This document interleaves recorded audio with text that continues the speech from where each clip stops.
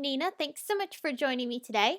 Today I'm here with some inspiration to share with you featuring the Simon Says Stamp July 2016 card kit. This card kit is so gorgeous. All of the items in the kit have a very beautiful floral summer theme to them. I absolutely love the color combinations, and here are the products here. Included in your kit, you will get 4 ink pads. These are the Simon Says Stamp hybrid inks. You get slate, which is a gorgeous gray. You get golden locks, which is one of my favorite yellows, thistle, and also steel blue. All of these colors coordinate beautifully together, and they will match all of the items that are included in this kit. You also get this beautiful handwritten floral greeting stamp set. I love the outline images, and the font is beautiful. It's so delicate. And this stamp set is really great for using to build beautiful floral images, which we will be using later on in this video. You also get 2 of Simon's watercolor card. This is beautiful watercolor paper that's perfect for watercoloring. The front side is textured, the back side is smooth, so you can go ahead and figure out which side you want to use. And speaking of watercolor, you also get this fabulous water brush. Look at the tip on this. It's absolutely wonderful. And one of my favorite features about this water brush is the fact that the barrel is so much longer than most watercolor brushes that I've ever used. Most of them are fairly short. This one holds a lot more water. You also get a bunch of beautiful pattern papers, which are from Pink Fresh. I absolutely love the color combinations of these papers and the fun modernistic style. The graphic styles are fun, and there's also some gorgeous floral prints.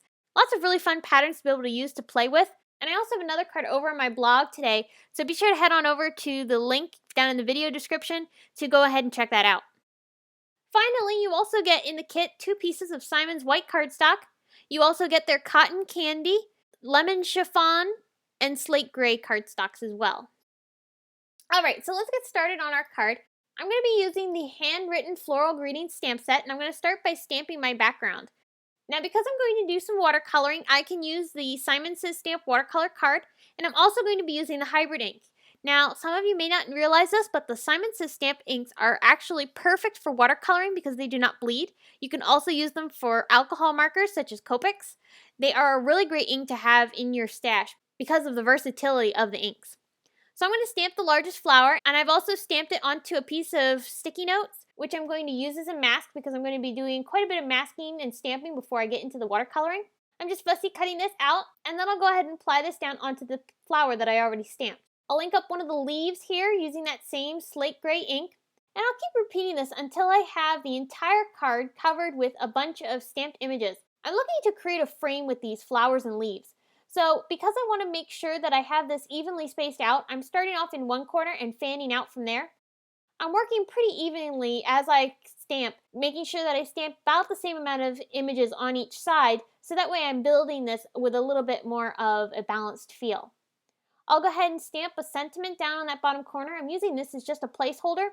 I'll go ahead and stamp my sentiment over top of it later on, and we're actually going to fussy cut it. However, while I finish up my stamping, I'm going to talk about that here. I'm just now adding some along the bottom portion, and that sentiment is helping me know where I want to be able to frame that up. Alright, so to get started on my coloring, I'm using the Zig Clean Color markers. I started by applying a wash of water to the flower, and then I'm going ahead and blending color in. I'm also adding a little bit of shading in the deepest centers of the flowers, just to make sure that they have a little bit of extra dimension rather than just a flat color. I'll go ahead and repeat the same process with the yellow flower.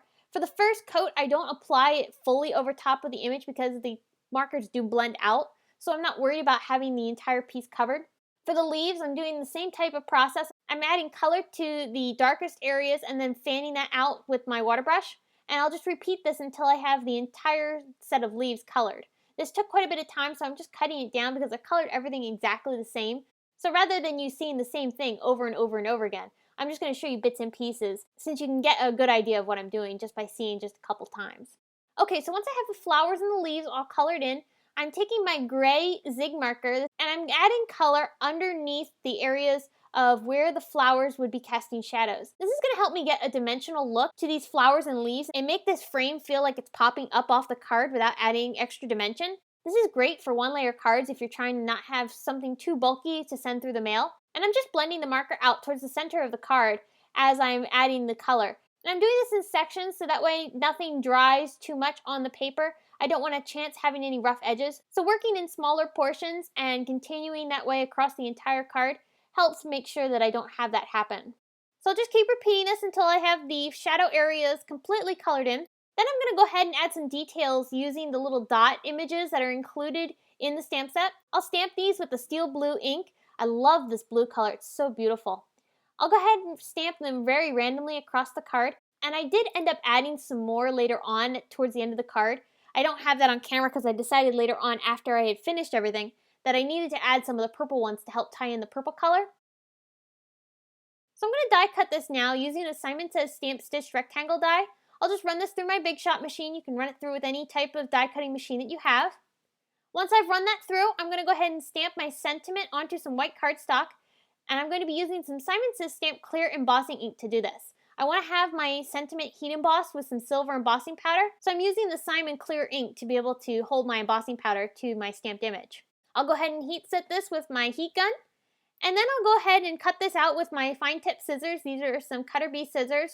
I'm just carefully going around the outside edges of this sentiment and leaving a little bit of a white border. And I really like how this helps me be able to pop this off of my card and give my sentiment dimension.